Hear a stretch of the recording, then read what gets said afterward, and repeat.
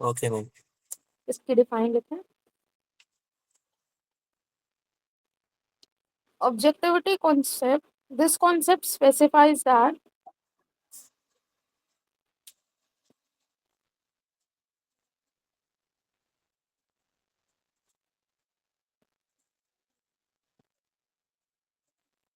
transactions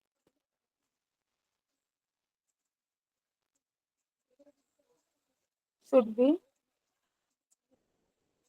recorded in objective manner, यानी कि आपको कोई प्रॉपर रीजन नहीं सोचना कि ये ट्रांजैक्शन लिखनी है नहीं लिखनी। अगर कोई ट्रांजैक्शन मॉनेटरी टर्म्स में हुई है, किस टर्म्स में? Monetary terms. Monetary means money related. Very good. And should be unbiased in nature, यानी कि उसके अंदर कोई भी भेदभाव नहीं होना चाहिए। अगर ट्रांजैक्शन हुई है, इररेस्पेक्टिव ऑफ वो 1 रुपीज की भी हुई हो, तो भी मुझे बिजनेस में रिकॉर्ड करनी है, क्योंकि 1 रुपीज की ट्रांजैक्शन भी मेरे बिजनेस में से मनी तो जा रही है ना। हाँ मैम। तो it should be properly recorded in that. Okay. Ma'am objective manner मतलब? ऑब्जेक्टिव मैनर का मतलब इन लाइक अगर कोई भी ट्रांजैक्शन मनी रिलेटेड है, या ऐसी कोई भी transaction which is affecting my business position, जैसे कि अगर आप बिजनेस में से पैसे निकालोगे तो आपका कैश कम होगा, हाँ तो ये मैम। मेरे बिजनेस की पोजीशन को चेंज कर सकता है, राइट? हाँ मैम। क्योंकि मेरा असेट कम हो रहा है, मेरे 5 हेड्स में से एक इफेक्ट हो रहा है, तो उस केस दैट्स ऑब्जेक्टिव मैनर, जिसका मतलब कि वो मेरे बिजनेस को किसी ना किसी वे में नुकसान या फायदा पहुंचा रहा हो, जिससे मेरी फाइनेंशियल स्टेटमेंट्स चेंज हो सके। Okay ma'am. Okay.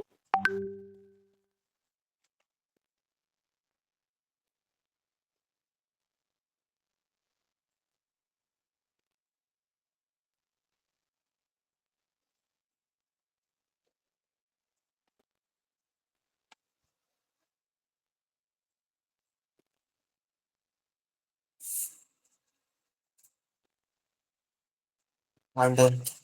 Done. Okay. इस कॉन्सेप्ट में कोई डाउट? नहीं मैम। ओके। नेक्स्ट कॉन्सेप्ट जो हमारा है that is revenue recognition concept. इसके दो नाम है, एक है रेवेन्यू रिकॉग्नाइजेशन, रेवेन्यू रिकॉग्निशन, और रियलाइजेशन कॉन्सेप्ट।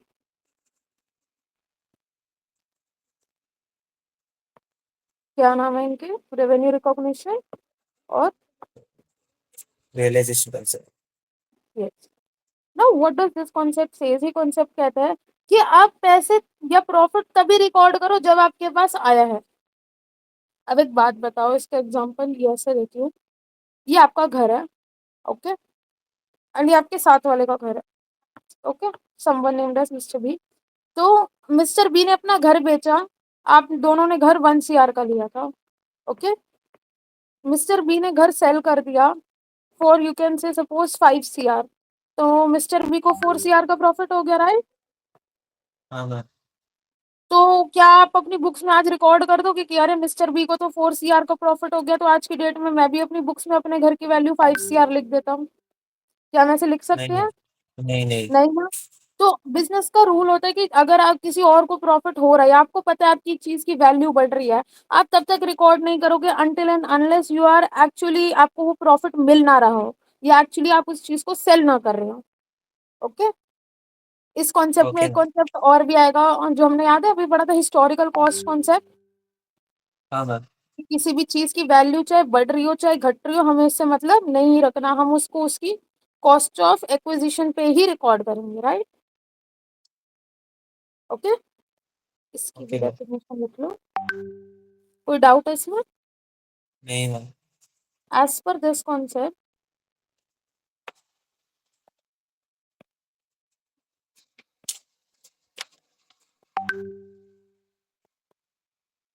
रेवेन्यू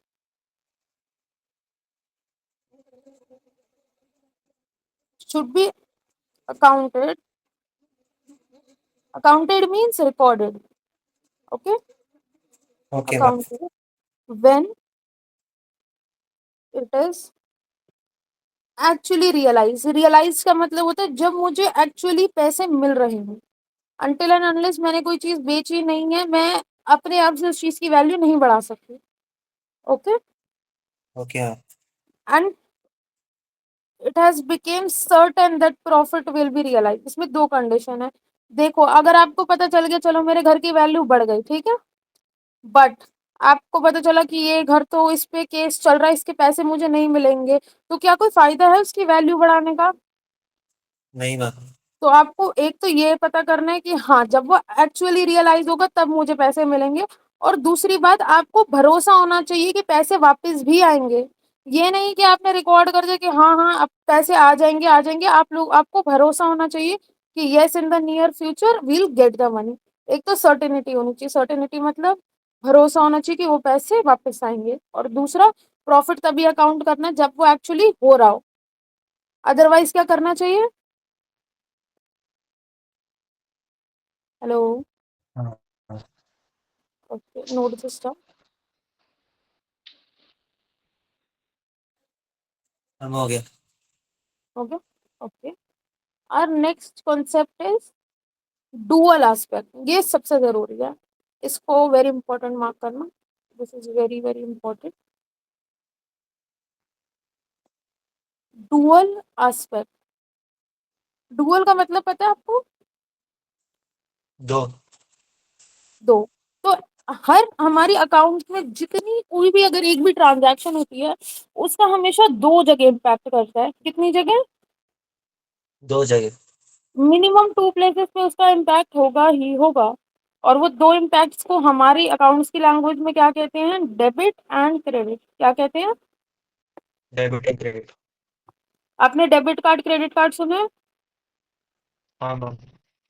तो थोड़ा सा वैसे ही रिलेटेड कॉन्सेप्ट है, इसको हम पूरा डीप में पढ़ेंगे अभी इन द नेक्स्ट चैप्टर। हमारा पूरा अकाउंट्स इन दो चीजों पे बेस्ड होती है।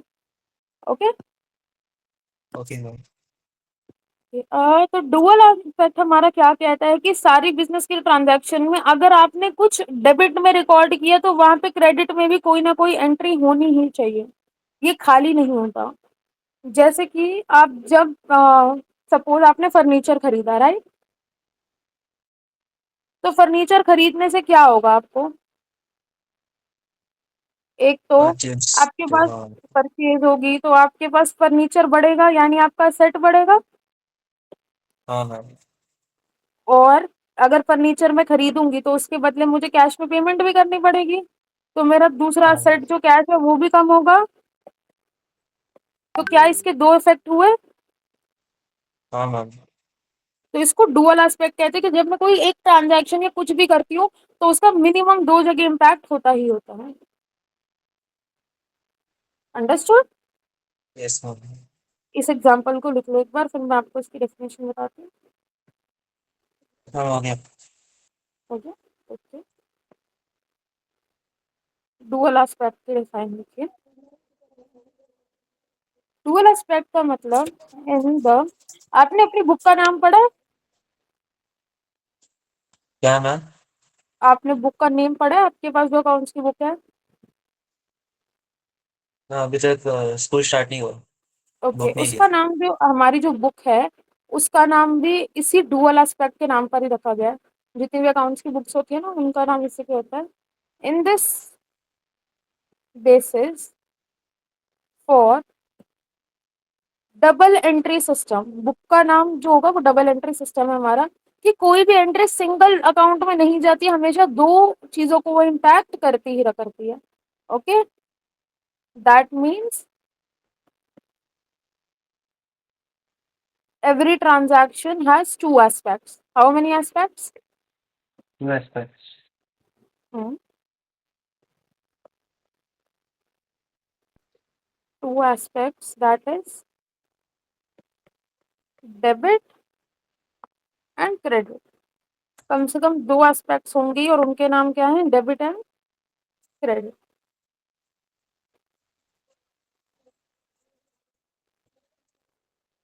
ओके।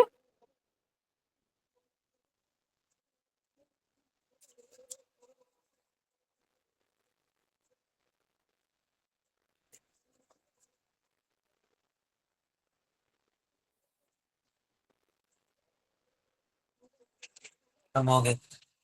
होगा। इसका लास्ट कॉन्सेप्ट हमारा जो है दैट इज मैचिंग कॉन्सेप्ट। कितने कुछ कॉन्सेप्ट है? कॉन्सेप्ट 11 थे। ओके। अभी 9 हो गए। प्रिंसिपल अभी नहीं, okay I think one is left. देखते हैं। इसके प्रिंसिपल्स 11 है एंड इसके कन्वेंशंस 3 है खाली। ओके। अभी बताऊंगी कन्वेंशंस के क्या होते हैं। ओके। सो मैचिंग कॉन्सेप्ट हमें क्या बताता है कि आपने जितना भी रेवेन्यू अर्न किया बिजनेस में, अब देखो आप बिजनेस अगर आप स्टार्ट करते हो आप उसमें से कुछ पैसे अर्न करते हो, राइट? हाँ मैम। सपोज पर्सन है, इसने बिजनेस स्टार्ट किया और इसने बोला कि मुझे बिजनेस में मुझे 50 लाख का खर्चा मिला और इसमें से मैंने 75 लाख रुपीज अर्न किए। इतनी उसने सेल्स की, तो इसका प्रॉफिट कितना हुआ? 25 लाख। हम्म 75 लाख की इसने सेल्स की, तो हम जो प्रॉफिट निकालते हैं हम उसमें से कॉस्ट निकाल देते हैं। ओके। हाँ मैम। प्रॉफिट का मतलब होता है कि आपने कितने इन्वेस्ट किए और जितना आपका खर्च हो गया तो एक्चुअल आपकी पॉकेट में कितने पैसे आए। ओके। तो 25 लाख है इसकी पॉकेट में। तो अगर मैं बिजनेस में खाली 50 लाख और 75 लाख रिकॉर्ड कर दूं तो मुझे दिक्कत होगी कि आप बोलोगे कि ये 50 और 75 कहाँ से आए, राइट? इसके अंदर जो हाँ ट्वेंटी मैम। फाइव लाख का प्रॉफिट है आपको ये भी मेंशन करना चाहिए ताकि मुझे पता चले ना कि एक्चुअल पैसे कहाँ से इक्वल हो रहे हैं, राइट? तो मैचिंग कॉन्सेप्ट कहता है कि आपके बिजनेस में जो भी खर्चा हो रहा है, जो भी सेल्स हो रही है, उसके साथ साथ आप अपना प्रॉफिट या लॉस जो भी होता है वो भी बिजनेस में मेंशन कीजिए ताकि लोगों को पता चले कि आपके बिजनेस में ये डिफरेंस क्यों आ रहा है पैसों का। ओके। Okay ma'am. जैसे कि आपने लिखा सपोज अपनी स्कूल की नोटबुक में आपको पापा ने दिए 15 रुपए, सपोज 15,000 रुपीज दिए आपको फादर ने, एंड आपने उसमें लिख दिया that I spend 12,000 rupees only. आपने 3,000 ये नहीं लिखा कि ये बच गए, आपने लेफ्ट वाले पैसे नहीं लिखे। तो अगर आप 8-10 महीने बाद नोटबुक खोलोगे तो क्या आपको याद रहेंगे कि ये 3,000 रुपये मैंने कहाँ खर्चा किए? हाँ मैम, नहीं होता रहेगा। नहीं याद रहेंगे। हमें उसको मेंशन करना पड़ेगा ना कहीं कि हाँ ये मैंने इस चीज के लिए सेव किया या इतने बच गए, राइट? सो मैचिंग कॉन्सेप्ट कहता है कि आपको अपने बिजनेस में रेवेन्यू के साथ साथ कॉस्ट भी दिखानी है और इस रेवेन्यू और कॉस्ट का क्या रिजल्ट आया है वो भी लिखना है। रिजल्ट क्या हो सकता है, या तो प्रॉफिट होगा आपको या लॉस होगा, राइट? हाँ मैम। या तो ऐसा भी हो सकता है आपने इक्वल भी बेची हो, then that's not a problem, but अगर आपको प्रॉफिट या लॉस हो रहा है यू आर रिक्वायर्ड कि आपको उसको बिजनेस में दिखाना पड़ेगा। ओके। Okay ma'am. इसकी डेफिनेशन लिखिए।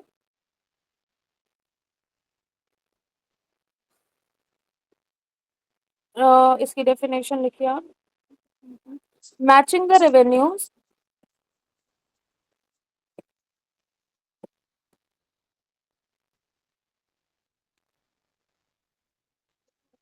earned during the year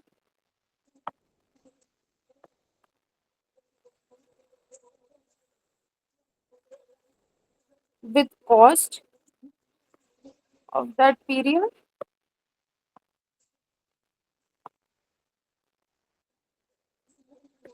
to, अब हम अकाउंट्स में टेल वर्ड यूज नहीं करते, हम अकाउंट्स में उसकी जगह एसर्टेन वर्ड यूज करते हैं। Okay. Like to go into a okay ma'am. Conclusion. Okay. इस वर्ड को याद रखना, जब थ्योरी लिखोगे तो ये word like it's a good word to use in theory. To ascertain the results from that transaction, the accurate result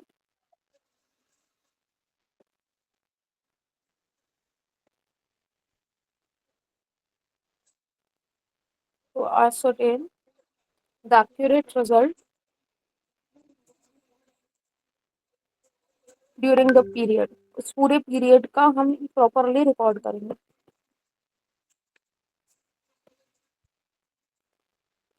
okay. हम पहले उस पीरियड के रेवेन्यू के साथ कॉस्ट को भी मैच करेंगे, और अगर हमारी कॉस्ट जैसे मैं बोलूँ कि आपने सामान खरीदा 100 रुपीज का और उसको सेल किया 80 रुपीज पे, तो आपको लॉस हुआ, राइट? हाँ मैम। तो हमें लॉस भी रिकॉर्ड करना है। हमारे बिजनेस में खाली प्रॉफिट नहीं रिकॉर्ड होते, लॉसेस भी रिकॉर्ड होते हैं।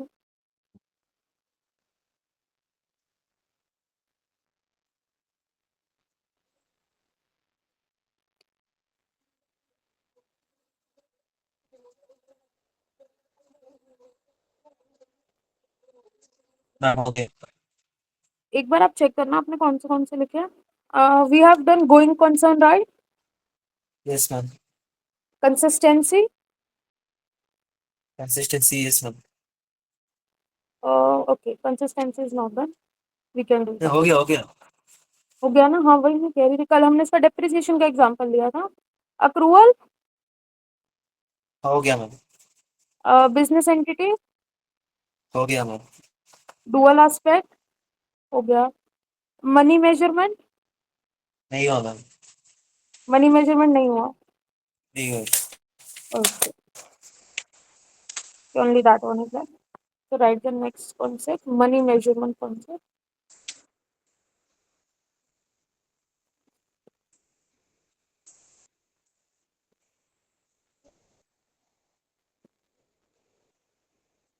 ये कॉन्सेप्ट आर्यन मुझे बताएगा। बताए आर्यन, क्या होता है मनी मेजरमेंट कॉन्सेप्ट? ये हम डिस्कस कर चुके हैं ऑलरेडी। हम कर चुके हैं। हम्म, हेलो। मैम डिस्कस किया है। हाँ हाँ, किया है, वही पूछ रही हूँ क्या होता है, बताइएगा जरा। Measurements।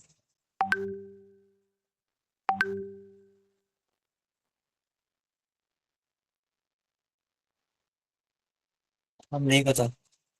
ओके, मैंने आपको अकाउंट्स का एक फीचर बताया था, याद है? कि अकाउंट्स में हम खाली वही ट्रांजैक्शन रिकॉर्ड्स करते हैं जो मनी के टर्म्स में होती हैं, राइट? हाँ ma'am. That concept is called money measurement concept. That in a as per this concept, only those transactions that are monetary that are recorded. Okay, okay ma'am. only monetary. Monetary means money related, right? हाँ ma'am. Only monetary transactions are recorded.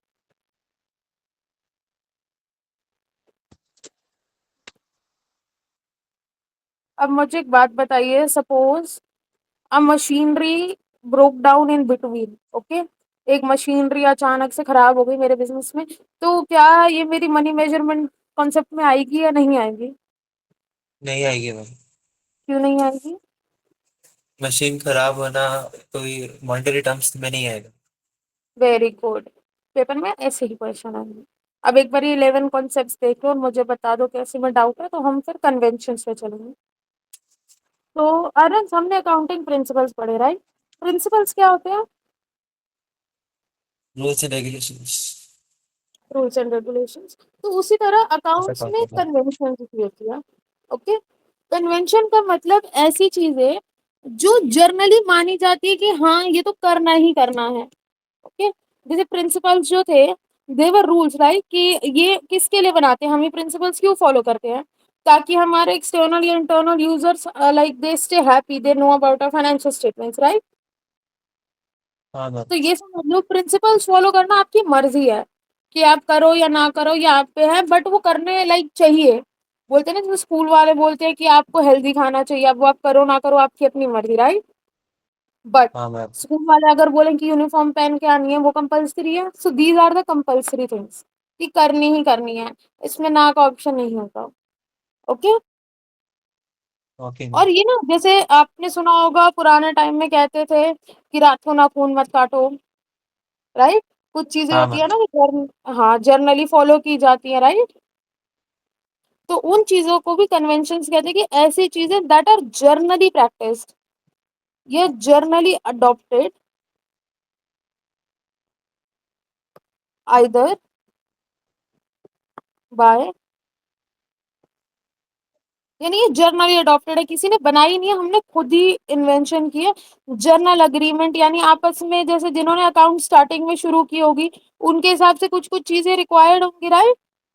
तो उन्होंने ये हाँ चीजें ma'am. इन पे agree किया। ये common consent among accountants, यानी अकाउंटेंट्स के बीच में कोई कंसेंट हुआ। कोई कंसेंट मतलब किसी चीज के ऊपर अग्रीमेंट, या हम सबने हाँ मिलके एक ही चीज के ऊपर हाँ बोली, तो उन चीजों से रिलेटेड ये हमारे कन्वेंशंस बने। Okay, okay ma'am. कि मतलब अगर आप कन्वेंशन अकाउंट्स बना रहे हो तो ये चीजें तो ध्यान में रखनी ही रखनी है, चाहे बाकी भूल जाओ। Okay, so these are three things. Ma'am वो फर्स्ट लिखना इज, है। Okay, okay, sorry, just 1 minute. Please note it down.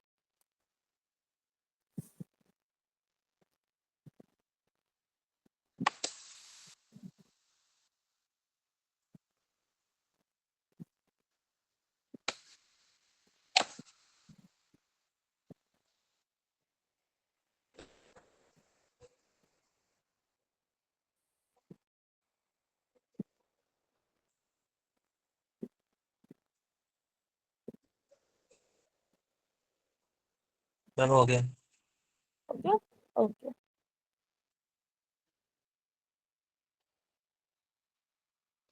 हमारा पहला कन्वेंशन है convention of full disclosure. Which one? Convention of full disclosure. Full disclosure का मतलब आप अपने बिजनेस में सब कुछ मेंशन करोगे। ऐसी चीज जो अगर कोई बंदा आपकी उस पर्टिकुलर चीज में इन्वेस्ट कर रहा है तो उसको पता होनी चाहिए। जैसे कि आपने बोला कि सपोज ये मैं हूँ एंड मेरी शॉप्स जो है बुक्स की है। ओके, एंड ये आप हो। आपने बोला कि मुझे आपकी बुक्स की शॉप में इन्वेस्ट करना है, बट मैंने आपको ये नहीं बताया कि मेरी बुक्स की शॉप में जो है रैट्स है। ओके, तो क्या ये रैट्स मेरी बुक्स को कुछ नुकसान पहुंचा सकते हैं? हाँ मैम। ये मेरी बुक्स बिल्कुल खराब कर सकते हैं। और अगर आप इन्वेस्ट करोगे तो आपके जितने पैसे हैं, अगर वो बुक्स खराब होती हैं तो ये तो बहुत ज्यादा नुकसान हो जाएगा।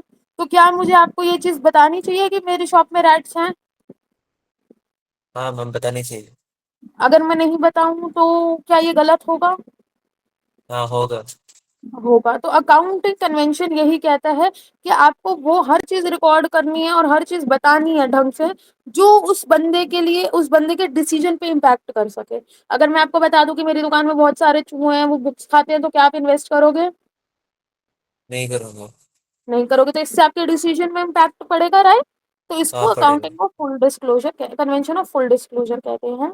दैट अकाउंटेड स्टेटमेंट्स, यानी आप जो भी स्टेटमेंट्स बनाओगे, जो भी हम आगे सीखेंगे,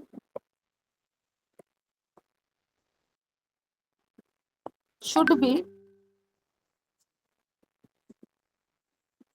फुल्ली डिस्क्लोज्ड। डिस्क्लोज का मतलब कि उसमें हर चीज दिखानी है।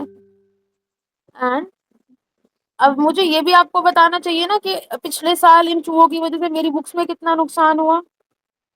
हाँ मैम। अगर मैं बोलूँ चलो 1000 बुक्स थी, खाली एक बुक खराब हुई, तो आप बोलोगे कोई बात नहीं, एक बुक तो कोई नहीं। और अगर मैं बोलूँ कि पिछले साल 1000 बुक्स थी जिसमें से 500 तो चूहे ही खा गए, तो आप सोचोगे ना कि ऐसा कैसा बिजनेस है जहाँ सब कुछ ही चूहे खा गए, तो आप इन्वेस्ट क्यों करना चाहोगे, राइट? हाँ मैम। एंड कंप्लीटली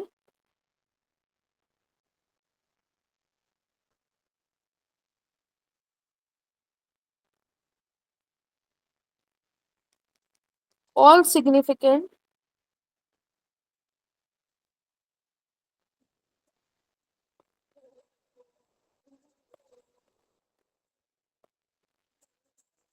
information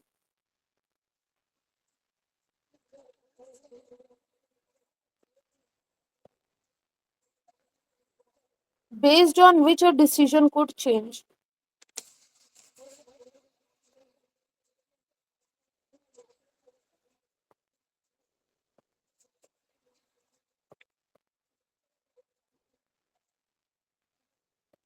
किसका डिसीजन? कोई भी interested party. Okay. Okay ma'am. अब जैसे मेरे केस में इंटरेस्टेड पार्टी आप हुए, वहीं सपोज अगर मैं किसी बंदे को लोन पे देना, सपोज रेंट पे देना चाहती हूँ, तो उस बंदे के लिए भी ये जरूरी होगा पता करना कि हाँ यहाँ पर कुछ ना कुछ गड़बड़ है, तो उसको रेंट पे नहीं लेनी चाहिए, राइट? कौन सी यस उसकी मैम। चीजों को भी इफेक्ट कर सकते हैं, तो ये सारी चीजें बताना इस कंपल्सरी। ओके। आप नीचे स्क्रॉल कर सकते हैं। हम्म।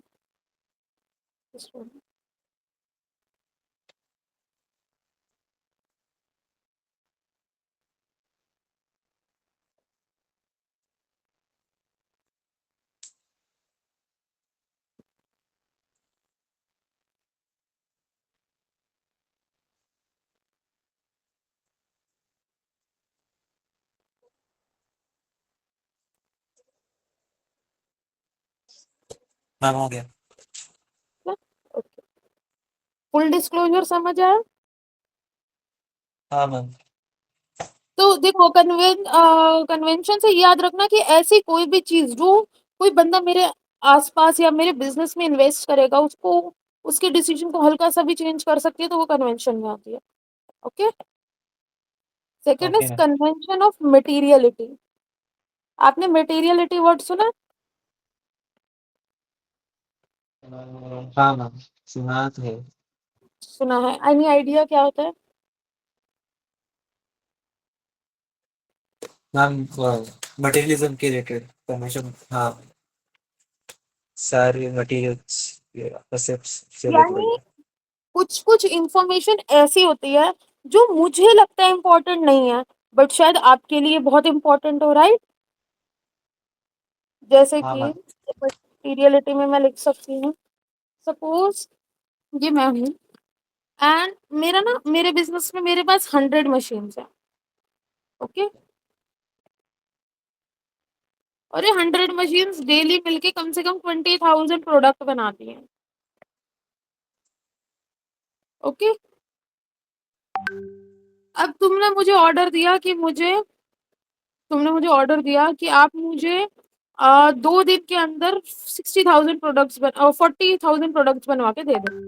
ओके। अर्जेंट बेसिस पे। Am I audible? हाँ मैम। ओके। तुमने मुझे ऑर्डर दिया कि आप मुझे 2 दिन के अंदर 40,000 प्रोडक्ट्स बनवा के दे दो। तो मैं दिन में अगर 20,000 बनाती तो 2 दिन में 40,000 इजीली बना सकती हूँ, राइट? हाँ बट मैम। मुझे पता चला कि इन 100 मशीनों में से 20 मशीनें हो गई खराब। तो अब मेरे पास खाली 80 मशीन्स हैं और वो 80 मशीन्स तुम्हारे 40,000 चीजों के ऑर्डर को नहीं बना सके।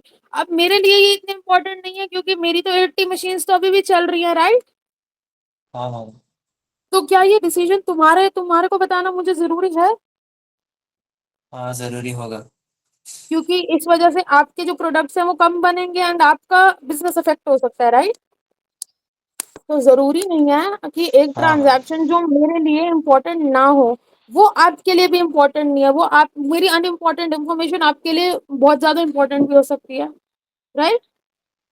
इसका एक हाँ एग्जांपल मैम। और देती हूँ। सपोज ये पर्सन है, ये सपोज गोल्ड में डील करता है, ठीक है? ये रिसेंट एग्जांपल देती हूँ।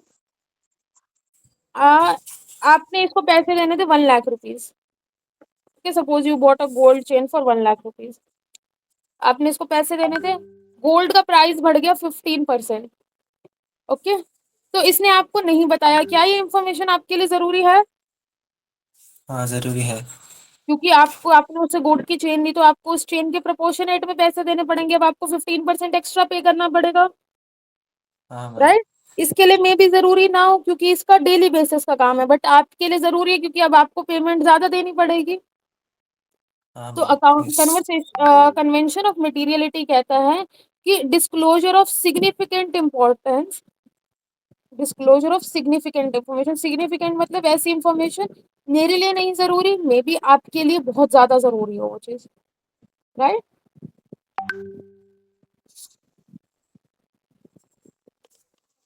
सिग्निफिकेंट इंफॉर्मेशन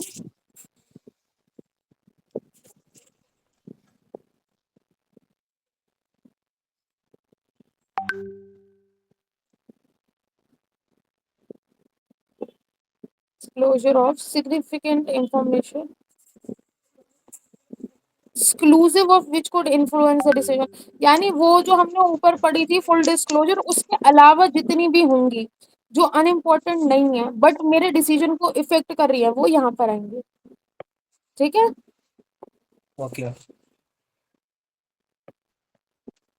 जैसे जो गोल्ड वाला एग्जांपल था, अब इसके अंदर डिस्क्लोजर जो था ये मुझे उस बंदे के लिए नहीं जरूरी, राइट? बट जो इससे पहले हमने पढ़ा ये रैट्स वाला जो था ये हम दोनों के लिए जानना जरूरी था, राइट? हाँ मैम। क्योंकि अगर मैं आपको राइट्स के बारे में ना बताती तो बाद में एक तो मेरी बुक्स खराब होती, पहली बात, एंड दूसरी बात मुझे इस इन्वेस्टमेंट के पैसे आपको खुद देने पड़ते, राइट? तो ये दोनों के हाँ। लिए नुकसान की बात थी। बट ये जो गोल्ड वाली चीज थी, इसमें नुकसान की बात खाली मेरे लिए है। क्यों? क्योंकि मुझे उसको पैसे देने हैं, उसका तो कोई काम ही नहीं है पेमेंट करने का, राइट? वो अगर डिस्क्लोज हाँ। नहीं भी करेगा तो भी तो मैं मजबूर हूं ना कि मैं उसी प्राइस पे उसको पैसे दूंगी वापस। हम्म। सो ये इसकी इम्पोर्टेंस है। अंडरस्टूड?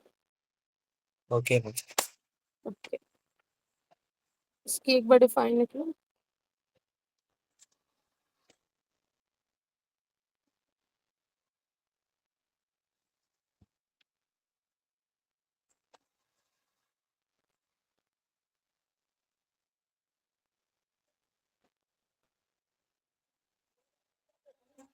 हाँ, हो गया।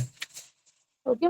ओके, लास्ट वाला मेरा फेवरेट है एंड पेपर में सबसे ज्यादा पूछा जाता है।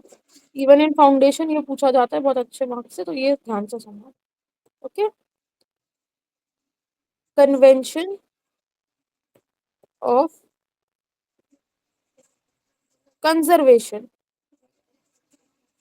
कंजर्वेशन का मतलब क्या होता है? हमने अभी ऊपर एक पॉइंट पढ़ा था प्रिंसिपल्स में कि अगर आपके बिजनेस में प्रॉफिट हो रहा है तो उसको रिकॉर्ड नहीं करना, राइट? क्या मैम? अभी हमने ऊपर एक प्रिंसिपल्स में पॉइंट पढ़ा था ना, क्या कि आपका अगर प्रॉफिट हो रहा है तो उसको रिकॉर्ड नहीं करना, राइट? तुम रिकॉर्ड करना होता है। रिकॉर्ड, अरे बेटा ये वाला जैसे हिस्टोरिकल कॉस्ट कॉन्सेप्ट जो था, जिसमें हाँ, मैचिंग अगर, कॉन्सेप्ट अपन से। हाँ हाँ, बट हिस्टोरिकल कॉस्ट कॉन्सेप्ट के हिसाब से तो हम रिकॉर्ड नहीं करते ना, राइट? हम हाँ, उसको नहीं डेट ऑफ करेंगे। एक्विजिशन पे ही लिखते हैं। हाँ, हाँ। अब कन्वर्सेशन का प्रिंसिपल थोड़ा सा इसमें एक एडिशन करता है। Okay, just 1 minute, 1 minute.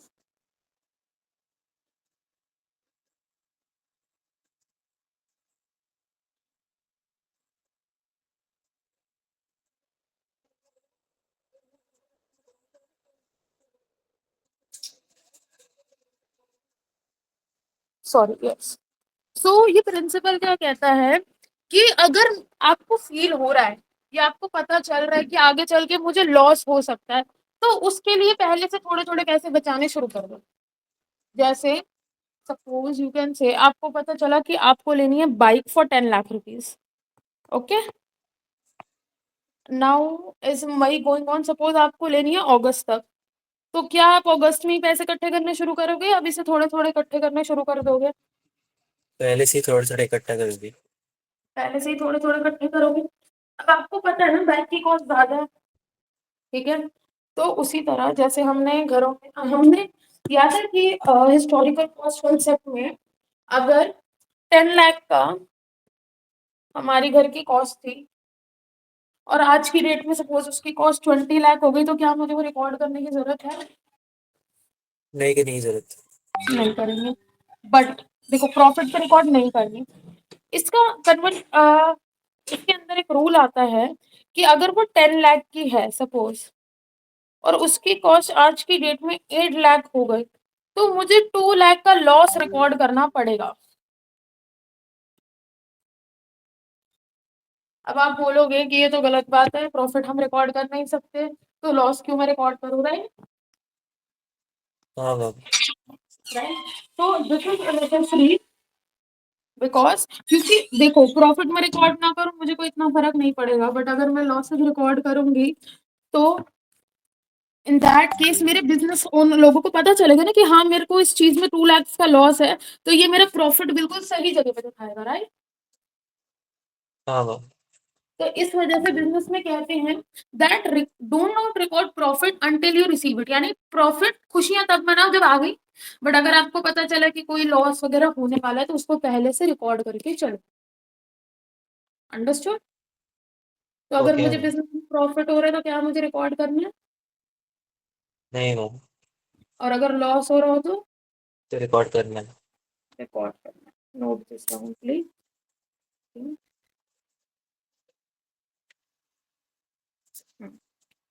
Find it out this concept. इस लाइन को याद रखना, ये पेपर में सेम लाइन लिखेंगे। एंटिसिपेट नो प्रॉफिट, यानी आपको पता है कि प्रॉफिट हो रहा है तो भी रिकॉर्ड करने की जरूरत नहीं है। And provide for all possible losses, यानी आपको अगर 10 रुपीज का लॉस भी लगता है तो भी आपको रिकॉर्ड करना ही करना है। Okay, okay.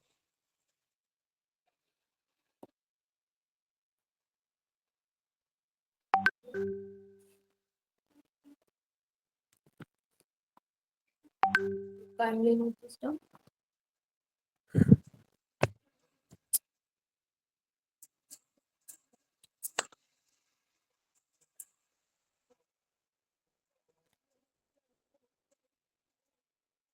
मैम हो गया। हो गया? Okay, let's move further. अब आप अपनी नोटबुक में जरा मुझे लिख के बताइए, what is the difference between accrual and cash concept. ये ऑलमोस्ट एवरी चैप्टर की थ्योरी में है, एंड एग्जाम में डिफरेंसेस का आने का बहुत अच्छा चांस होता है। ओके, लिखिए जरा नोटबुक में, मुझे बताइए। I want at least 2 points of difference between them. Ma'am लिखना है, लिखिए, बताना है? इफ यू वांट आप ऐसे ही बता सकते तो ऐसे ही बता दीजिए। क्या मैम? इनके बीच में आप मुझे 2 डिफरेंस बता दो, बताओ क्या हो सकते हैं।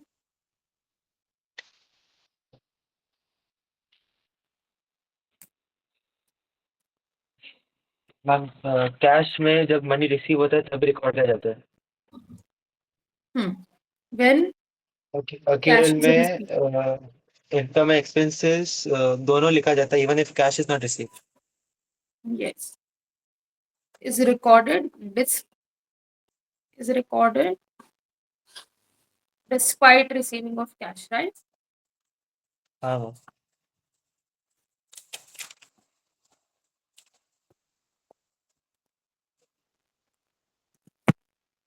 तो कैश अच्छा होता है accrual basis? Accrual. Accrual, right.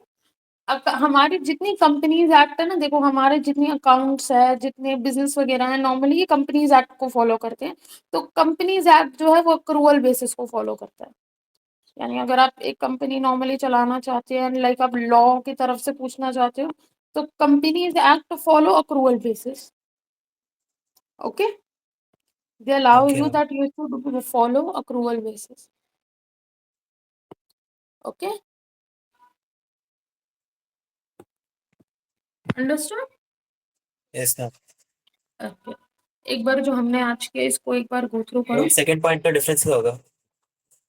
Second point इसका यही होगा कि जैसे फर्स्ट में रेवेन्यू हम रिकॉर्ड करते हैं, राइट, इवन इफ हाँ। Sales is when sales is made.